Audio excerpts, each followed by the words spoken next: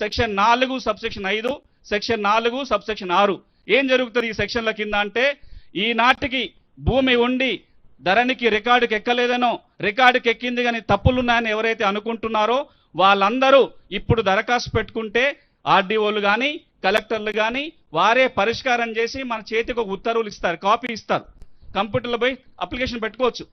చట్టం అక్కడితో ఆగొచ్చు. మంత్రి గారు అక్కడితో ఆగకుండా ఏమన్నారంటే, అరే రైతుల సమస్యల పరిష్కారానికి వాళ్ళెందుకు దరఖాస్తులు పెట్టుకోవాలి, వాళ్ళెందుకు 1000 రూపాయలు ఫీజు కట్టాలి, వాళ్ళెందుకు మన కార్యాలయాల చుట్టూ తిరగాలి.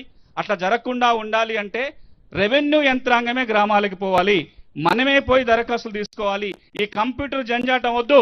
ఓ 2 పేజీల దరఖాస్తు రాసి నేను రెవెన్యూ అధికారికి ఇస్తే వారు దీనంతా పరిశీలించి పరిష్కారం చేయాలని ఒక మంచి లక్ష్యంతో ఈ రోజున ఈ కార్యక్రమం ఎట్లా జరగాలి, ఒక ఆదర్శవంతంగా నిలవాలి అంటే ఒక పైలట్ చేయాలనే ఉద్దేశంతో వారి ఆధ్వర్యంలో ఈ రోజున ఒక పైలట్ కార్యక్రమం జరుగుతుంది.